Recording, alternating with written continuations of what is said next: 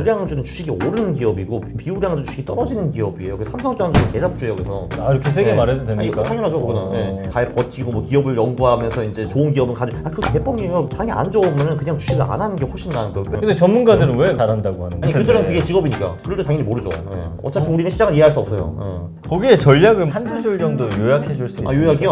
일단 기본적으로 소형주가 대형주보다 수익이 월등하게 높다. 10개 이상은 무조건 해야 된다. 그 월말에 올라가는 효과는 거의 매월 있더라고요. 되게 엉터리 같잖아요. 근데 놀랍게도 상당히 많이 맞아요. 그래서 올해 같은 경우는 3월에는 전반적으로 주식이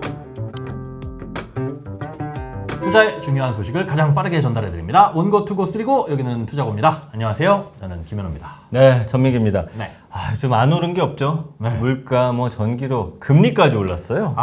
진짜 다 올랐는데 이것도 올랐습니다. 뭐 올랐어요? 오늘 모신 게스트분의 인기. 유후! 그래요? 이렇게 벌써 소개도 안 했는데 이게 인기의 비결일까요? 뭘 해도 괜찮아요. 네, 자, 이분의 인기의 투자고가 숟가락을 좀 올려보도록 하겠습니다. 벌써 두 번째 숟가락 올리는 거예요. 애미야, 국이 짜다. 어머니 국이 짜군요. 그럴 땐 환국을 드셔보세요. 역시 투자엔 환국이 제일이야. 투자계의 진국, 투자 맛집 강환국 작가님을 모셨습니다. 안녕하세요. 안녕하십니까. 네. 오랜만에 봬요. 네, 그렇죠. 저희 그때 진짜 뵌지 얼마 됐죠? 한 거의 뭐 8개월 됐네? 오래됐고 네. 제가 그 사이에 사적으로 한번 만납니다. 그죠. 너무 재밌어가지고 네. 밖에서 한번 보고 싶더라고. 돈을 이 사람이 나보다 10배 더 벌거든. 와. 밥값을 내가 멋있게 냅니다. 이야, 그럼 뭐예요? 기억하시죠? 술 먹으러 가시죠. 근데 지난 시간에는 이제 어이제 아나운서하고 함께 하셨잖아요. 오늘도 맞아. 그분 보러 오신 거 아닙니까? 우리가 있어서 놀란 거 아니에요?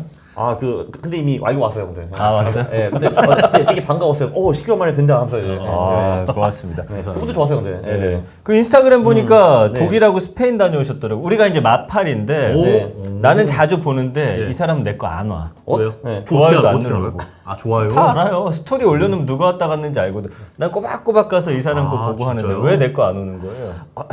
그 뭐야. 별 얘기는 아니고 네네, 그렇군요. 휴가 다녀오신 겁니까? 네, 그쵸. 어디 다녀오셨어요? 독일, 스페인에 3주 정도 이제 목적 없는 휴가를 갔다 왔죠. 네. 와, 독일, 스페인 네. 3주나. 지인들이 많으시더라고요. 그럼요. 이제 가가지고 이제 1년 만에 지인 투어 전부 다 해가지고 진짜 뭐 점심 저녁 이제 꽉 차가지고 갔다 왔죠. 네. 거의 다 얻어먹는 느낌이던데. 아니요, 거기 보면은 큰 모임들은 제가 다 샀어요. 진짜요? 거기 이제 뭐 한 모임은 이제 저 이날 직원들 모임이기도 하고 그렇죠. 그렇죠. 제가 많이 샀죠, 거기. 근데 얻어먹는 게 있었어요. 맞아요. 좀 부러웠어요. 어쨌든 퀀트의 귀재입니다. 퀀트 책도 내시고 뭐 강의부터 해가지고 3%에도 나오시고 이 퀀트에 대해서 자세히 알고 싶은 분들은 투자고에서 이제 강한국 작가의 지난 출연 영상 확인해 보시면 됩니다. 네, 남겨 자, 있으니까요. 가볍게 퀀트에 대해서 알고 가는 시간 가져보겠습니다. 네. 퀀트 좋아 빠르게. 콘테 이런 사람에게 용역!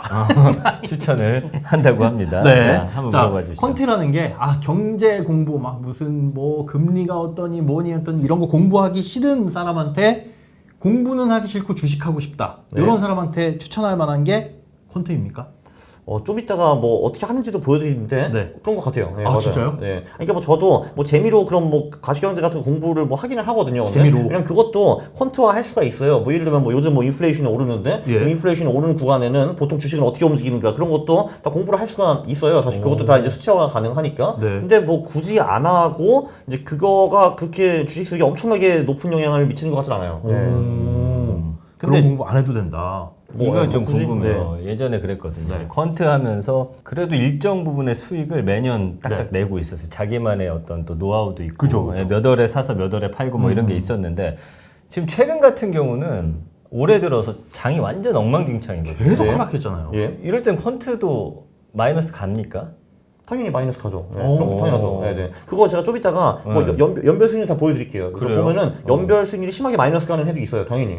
그렇구나. 그럼 무조건 물론 이거는 아니구나. 개별주에 한해서 그러니까 자산 배분 같은 경우는 그 뭐 이런 해가 와도 뭐 그렇게 큰 타격을 받지는 않죠, 사실은. 그럼 이제 퀀트 투자를 하더라도 기본적으로 이제 데이터가 있어야 네, 있어야죠. 뭘 투자할지 어떻게 투자할지 좀 아는 거 아닙니까? 네, 맞습니다. 네. 옛날에는 진짜 제가 HTS에 막 들어가가지고 그 2,000개 기업 데이터를 전부 다 커피 페이스트를 했어요. 분기마다 들어가가지고.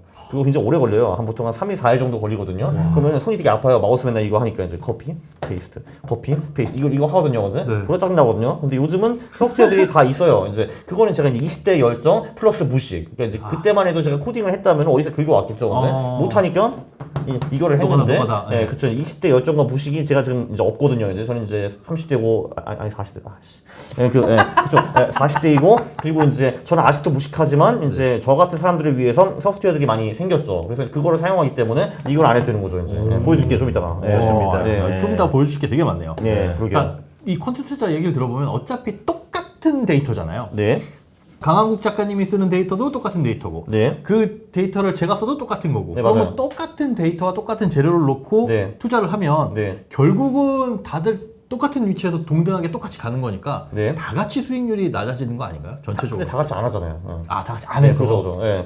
그러니까 이게 예를 들면은 뭐 퀀트 중에서 추세 추정이라는 전략이 있어요. 추세 추정. 예, 그걸로 사실 벌써 한 100년 전부터 사람들이 돈을 신나게 잘 벌고 있거든요. 네. 아주 쉽게 말하면은 그냥 오른 놈을 사고 내린 놈을 공매도 하는 거예요. 근데 네네네. 특히 선물 시장에서 잘 통하죠, 그게.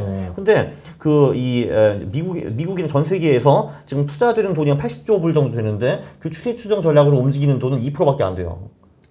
나머지 왜, 98%는 뭔가 왜? 딴 거 하는 거예요. 아. 네. 뭐 이런저런 이유로. 네네. 뭐 이런저런 네. 이미 추세 추정으로 돈을 계속 많이 100년 동안 쭉 벌어왔음에도 불구하고 그렇죠. 네네. 다 같이 그걸 하는 게 아니라 네. 나름의 98%는 나름의 뭐 뭔가 딴 걸 해요. 예, 뭔가 그렇죠. 딴 걸 예, 하죠. 그 그렇죠, 뭔지 그렇죠. 알 수는 없나요? 그 나머지 98%가 뭔지 일단 우리 둘.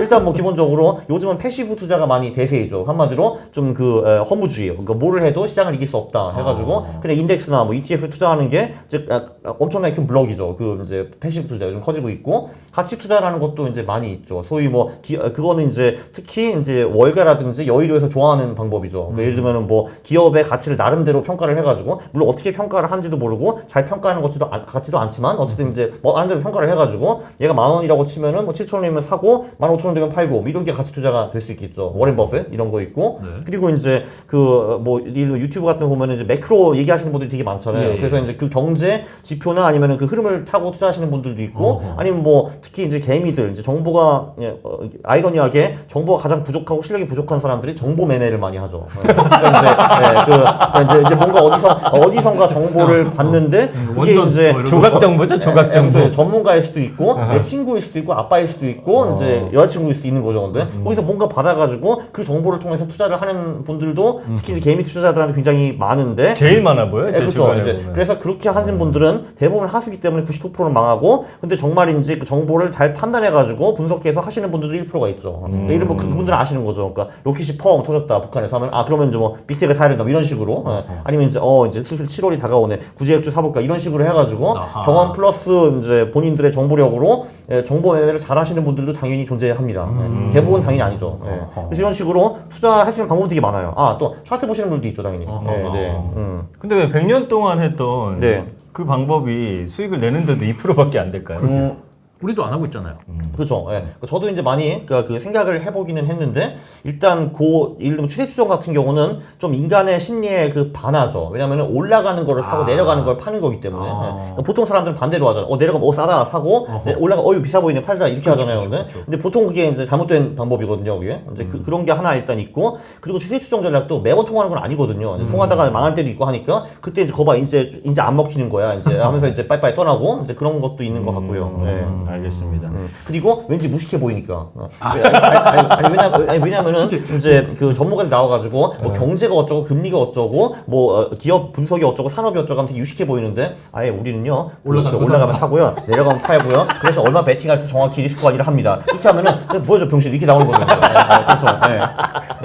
그래서 그게 그런 것 같아요 제가 보기에도. 다른 사람들의 시선 때문에 못하는 거네요. 아니 그러니까 이제 두 명의 전문가가 나와요. 그러니까 첫 번째 전문가는 수익성 전문가인데 이게 네 저는요 얘가 왜 올랐는지 몰라요. 근데 오르니까 샀어요. 내려갔는데 잘 몰라요. 근데 팔았어요. 근데 그 대신에 이거 한번 매칭할 때 얼마 걸어야 됩니다. 두 번째 사람은요 매크로 어쩌고 기업이 어쩌고 사람이 어쩌고 하면 이제 걔한테 돈을 맡기고 싶잖아요. 근데 아마도 추세 추정하는 사람의 수익률이 훨씬 높을 거거든요. 얘보다. 근데 세상이 그렇게 돌아가요 원래.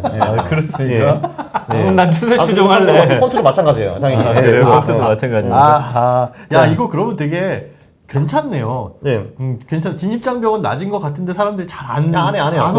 맞아요. 그죠. 네. 여러분 기회는 널려 있습니다. 널려 있습니다. 네. 근데 아니 왜냐면 제가 이제 퀀트 예전에 만나뵙기 때문에 네네. 좀 관심 갖고서 봤는데 괜찮아 보이는 거야. 아무리 봐도 그러니까 예를 논리적으로. 들면은 제가 오늘 오전에도 제가 집에서 영상을 하나 찍고 왔어요. 그 내용이 뭐냐면은 이제 매트릭 스튜디오라는 책이 있는데 그게 문병률 교수님이 8년 전에 쓰신 책이에요. 예. 그게 국내 최초 퀀트 책이거든요. 네. 거기도 전략이 몇 개 들어 있어요. 그래서 이제 제가 그러면 그 책 나온 지 8년 됐으니까 그 후에도 먹긴 하는데 차마 먹기도만. 예. 제가 먹기도만. 그러니까 이제 그 책을 보고서 아 나 이거 해야지 한 사람은 지금까지 8년 동안 그걸 했으면은 잘 벌었어요 그걸로. 네네. 거기에 전략을 뭐 한두 줄 정도 요약해 줄 수 있어요. 요약이요? 네. 일단 기본적으로 소형주가 대형주보다 수익이 월등하게 높다. 이제 그것도 그 소형주의 초과 수익도 줄지 않았고요, 8년 동안에. 네. 그리고 이제 그분은 주로 가치 지표를 분석했어요. 거기 보면 이제 per PBR, PCR, POR, 그 EV, EBITDA, 그리고 PSR 그렇게 나온 것 같거든요. 네. 근데 걔네들 아직도 잘 돌아가요. 네. 네. 거의 독일어 발음인가요? 제가 이제 PBR 네. 그 국내 시장 하는 경우는 한 2, 30 종목으로도 충분합니까? 아니면 그 이상 해야 됩니까? 아니면 그 이하로 합니까? 그 몇 개 종목을 투자해야 되는지에서도 논문이 되게 많아요. 그 결과를 다 다른데 일단 결론적으로는 10개 이상은 무조건 해야 된다라는 게 결론인 것 같고요. 10개 이상은 해야 된다. 저는 보통 전략별 한 20개 정도 돌리는데 네. 뭐 어떤 몇 개 논문에서는 뭐 30개, 50개, 100개를 해야 된다는 데도 있어요. 근데 그건 좀 저는 오버라고 생각을 하고 네. 그냥 뭐 20개 정도가 낫지 않을까 싶어요. 20개 정도. 20개 실제로 10개는 넘어야 된다. 네, 네. 10개는 넘어야 돼. 20개 정도로만 투자를 하고 계세요? 그렇죠. 저는 보통 이제 전략별로 20개 정도를 하고 있고요. 그 전략이 뭐 2개, 3개 되는 경우는 있습니다. 그럼 이제 뭐 60개까지도 가능하죠. 아 전략별로 예. 한 20개 정도. 근데 네. 2개, 3개 돌릴 때는 네. 근데 아니 파이어족이시잖아요. 네. 올해처럼 장이 안 좋고 수익 안 날 때는 어떻게 해야 돼요? 아, 그러니까 그래가지고 저도 이제 지금 또 1년째 파이어를 지금 하고 있는데 그것도 영상을 좀 찍었어요. 근데 결론은 뭐냐면은 이 수익이라는 것도 분산 투자하는 게 좋더라고요. 콘텐츠 수익, 투자 수익. 그래서 올해 같은 경우는 제가 투자 수익이 별로 없어요. 투자를 거의 안 하니까 지금. 예, 그리고 콘텐츠 수익은 높고 내년에는 아마 매우 높은 확률로 반대가 될 거예요. 네네. 네. 왜 컨텐츠가 없어진다고 보시는 거예요? 아, 콘텐츠가 없어지진 않는데 내년은 이제 투자 수익이 높을 거예요. 내년에. 네, 라고 보고 있어요. 좋습니다. 내년 장이 좋을 거라 보니까. 예, 알겠습니다.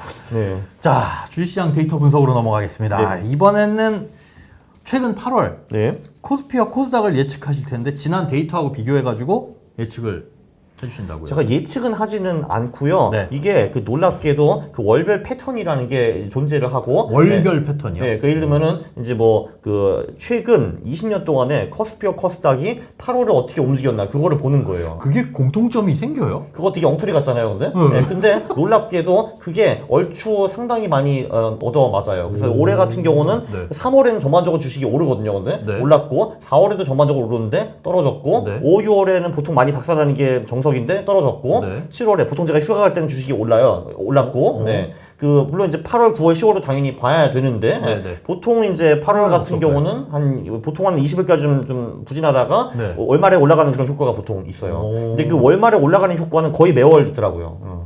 그거는 왠지 아마 월급 효과일 것 같아요. 아, 월급 효과. 왜냐면 이제 그 어딘가 주식시장에서 돈이 들어와야 되잖아요. 그게? 그렇죠, 그렇죠, 그렇죠. 근데 이제 그 보통 직장인들은 20일, 25일에 돈을 많이 받으니까 네. 그게 그때 주식시장에 흘러갈 가능성이 높은 거죠. 왜냐면 아마 정기적으로 그 펀드에 뭐 접근을 한다는 이런 분들이 계실 거예요. 아마. 굉장히 네. 일리 있는데요. 맞아. 네.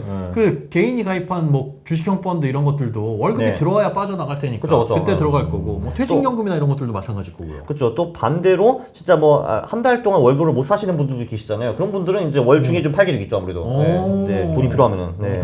근데 이제 지금 자이언트 스텝 밟고 네. 있잖아요. 막 0.75? 금리 막 네네. 계속 올리고 우리나라도 금리 올리고 난리 났는데 네네. 이럴 때도 퀀트 투자 어떻게 합니까? 변화를 좀 줍니까? 아니면 쉰다고 하셨는데 별로 그러니까 제가 금리랑은 쉬는 이유는 상관없어요? 사실 뭐 네. 그 이제 금리보다는 그냥 5월, 10월에 수익이 워낙 안 좋아서 이제 그렇게 하는 게 가장 크고요. 쉰다 하면 거기는 돈을 쭉 빼내는 거예요. 그렇죠. 이제 거의 현금이나 뭐 그런 걸 많이 가져가는 거고요. 예.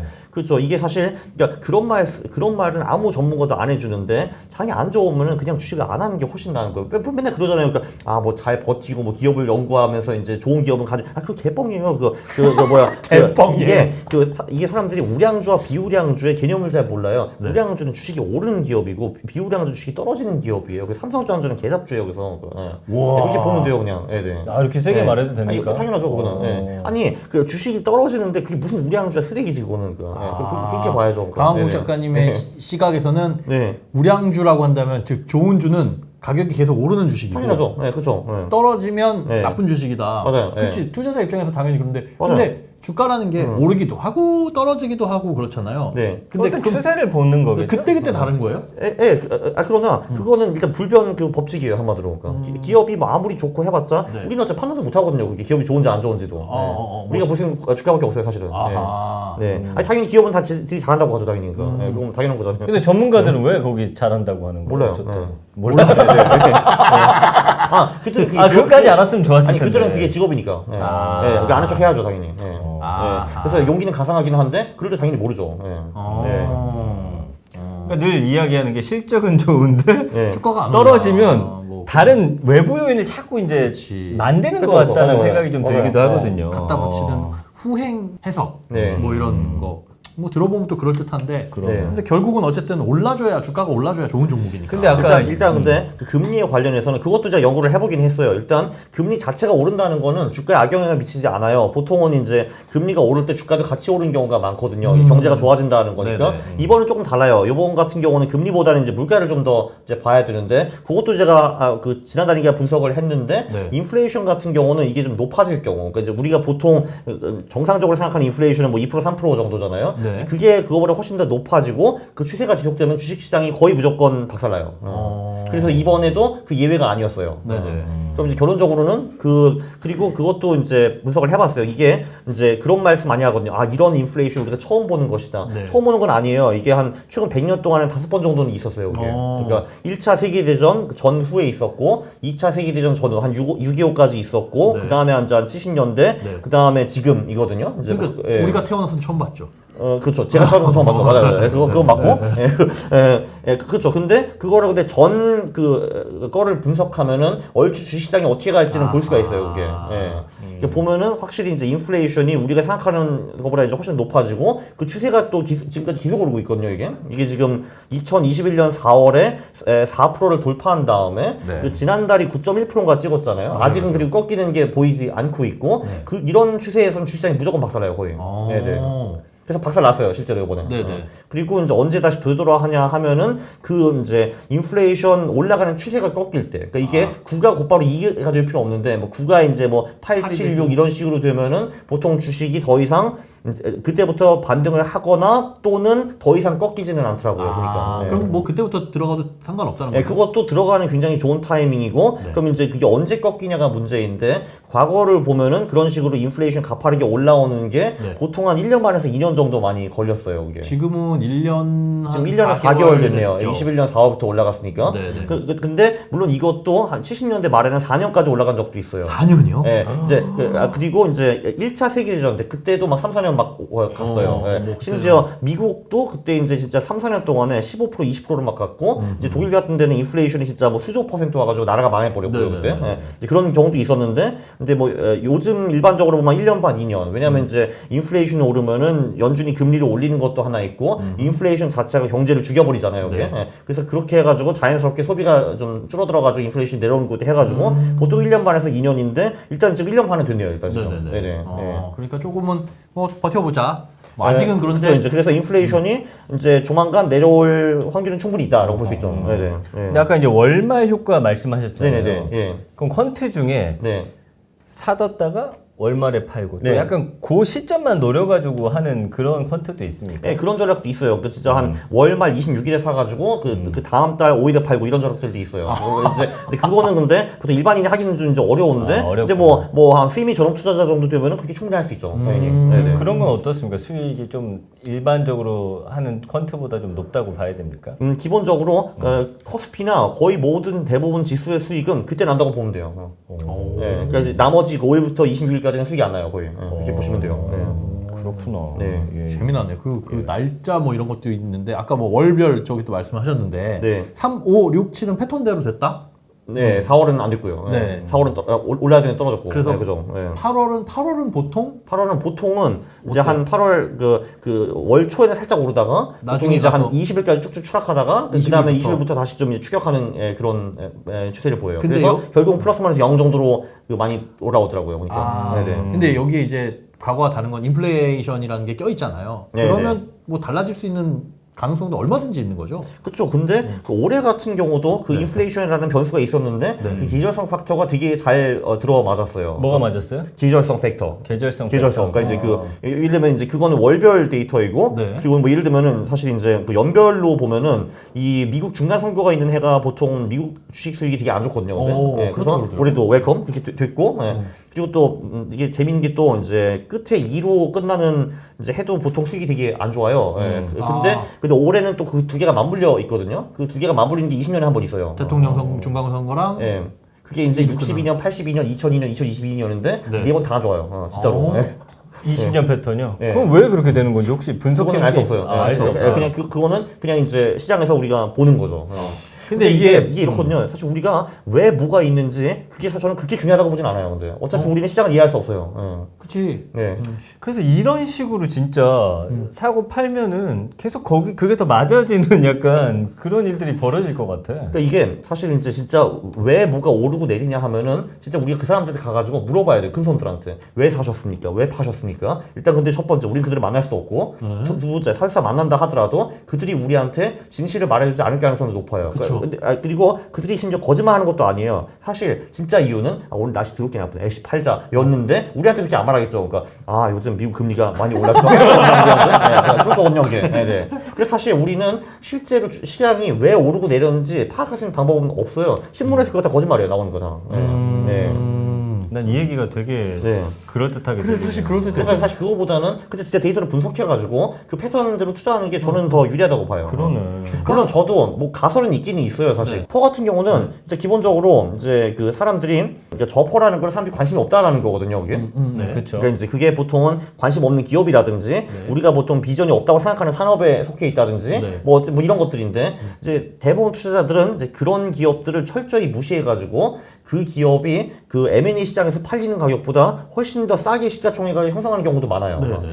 물론 이제 그 기업에 이런저런 문제가 실제로 있을 경우도 많이 있고요. 근데 보통 이제 누가 봐도 이 기업은 M&A 시장에서 1,000억으로 팔릴 기업인데 시가총액 500억이야. 그렇게 꽤 간혹 있어요, 보면은. 그래서 이제 언젠가는 그 불균형이 해소가 되면서 초과 수익이 나는 경우가 많이 있는 것 같고요. 또 이제 반대로 퍼가 되게 높다라는 거는 그 기업에 사람들이 관심이 되게 많다는 거예요. 뭐 되게 핫하다든지 아니면 뭐 지금 최근에 막 뭐 엄청 뭐 이익이 그러니까 뭔가 신상품이 나올 것 같다든지 해가지고 기대가 확 차 있는데 근데 이 기대라는 걸 충족시키기가 되게 어렵거든요. 그래서 심지어 기업이 잘 나가고 있는데도 불구하고 투자자들이 이만큼 기대했다가 얘는 이 정도밖에 딜리버를 못했어 하면 주가가 나락가는 거죠.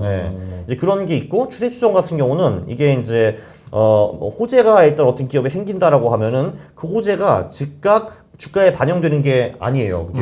예를 들면 어떤 이제 100원짜리 기업이 있는데 뭔가 엄청난 신상품을 개발해가지고 기업 가치가 1,000원으로 뛰었어요. 그럼 원래는 하루 만에 1,000원, 100원짜리가 1,000원이 돼야 되거든요. 그게. 그렇죠. 근데 그렇지는 않아요. 이게. 왜냐하면 사람들이 앵커링 효과라는 게 있어가지고. 앵커링 그러니까 이게 100원이었잖아. 분명히 호재네. 그럼 이제 한 기업 가치가 한 130원 정도 되겠지? 이런 식으로 생각을 하게 되는 거예요. 그럼 이제 130원까지 올라가는데 근데 130원 되면 그때 파는 사람들이 있어요. 오케이. 됐다. 또는 이제 그 130원 물린 사람들. 오케이. 야, 본전 됐다. 팔자. 그리고 또 100원에 샀는데 야, 30%는 올라네. 대박. 팔자. 하는 사람이 있어가지고 얘가 원래 1,000원짜리인데 130원에서 계속 미적거릴 수가 있어요. 근데 물론 이제 언젠가 사람들이 이 가치를 알고 이게 이렇게 올라가면서 1,000원까지 가겠죠, 이게. 근데 그게 시간이 걸린다는 거예요. 그래서 추세가 시작한 후에 예를 들면 150원이나 200원에서 이 주식을 산다 하더라도 계속 돈을 벌 수 있다는 거죠.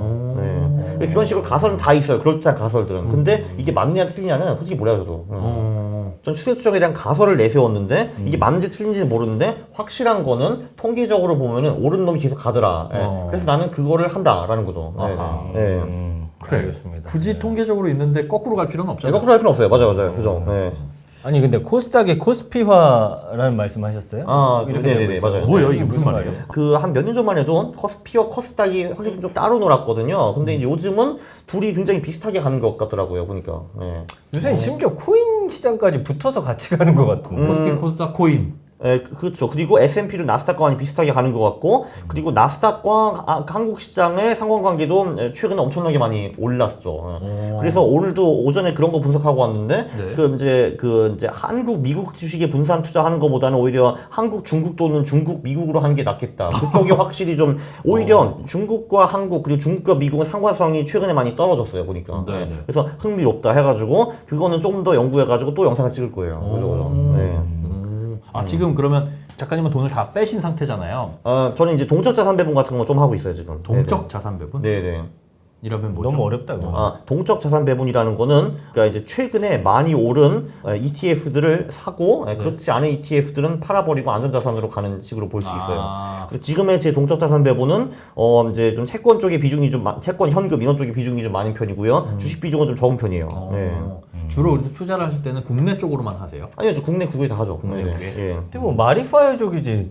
그냥 회사 다니는 것보다 지금 연구하느라고 내가 볼 땐 일을 더 많이 하시는 것 같은데. 그렇죠. 근데 저는 이제 회사 다닐 때 그 10시간 동안에 제가 재미있는 거 한 게 아무것도 없거든요. 근데 다 싫었어요. 거기 한 일이. 그러니까, 저는 회사 다녀가지고 진짜 거기서 사람들 만나고 노는 건 되게 좋았거든요. 근데 회사에 짜증나게 업무라는 게 있는 거예요. 이게. 당연하지. 회사에 업무. 아니 그럼 뭐 돈을 그럼 뭐 날로 내놓으라고 할 참입니까 지금? 근데 그게 짜증났어요 저는. 그래가지고 저는 이제 지금 회사 나와가지고 제가 하고 싶은 연구는 하고 그 회사에서 친했던 친구들은 지금 계속 만나요. 어제도 만났고 엊그제도 만났고 다 만나고 있어요. 그래서 그분들도 근데 회사 생활에 만족하진 않죠. 이게 사실 이 만족이라는 것도 되게 상대적인데 그렇다고 해서 제가 뭐 거기 다니면서 뭐 맨날 울진 않았어요. 화장실 가서. 이게 엄마가 싫어. 울 것 같은데 왜? 울었잖아. 한 번은 울었잖아 솔직히. 안 울었어요. 짜증난 적은 많았어요. 근데 씨발 하면서 짜증난 적 많은데 그래가지고 그분들도 당연히 회사 다니면서 그게 뭐 엄청 뭐 이렇게 불행하겠어요? 그건 아니죠 당연히. 뭐 짜증 나지만 뭐 다니는 거고. 그렇죠. 당연히 짜증나는 게 자신의 있고. 생각과 가치와 주관으로 사는 거니까. 이건 그쵸. 굉장히 상대적인 겁니다. 누군가는 이걸 하면서 강한국작한 재밌다고 하지만 회사에서 일할 때보다 더 스트레스 받을 수도 있는 거예요. 누구한테. 맞아요. 그쵸? 그쵸. 지금 작가님이 하는 일을 회사에서 하면 그것도 짜증 날 수 있어요. 그쵸. 왜냐면 이제 상사가 와가지고, 이 유튜브, 이 썸네일 뭐야? 이거 진짜, 이 8분 17초는, 이거는 좀 민감한 발언 아니겠니? 이거 좀 없애자. 하면, 졸라 짜증나, 저거는. 이 툴기 다시 한번 기사내 볼래? 이런 거 있잖아요. 좋습니다. 지금 일단 1부는 이렇게. 어우, 벌써 시간이. 여전히 수다쟁이시네요. 네. 재밌어, 여전히. 더 수다쟁이가 되시네요. 네네. 자, 좋습니다. 투자고 1부는 여기서 마치고 2부에서는 실질적으로 퀀트를 들어가서 하시는 방법 같은 것들 좀 알려드리도록 하겠습니다. 2부에서 만나 뵙겠습니다.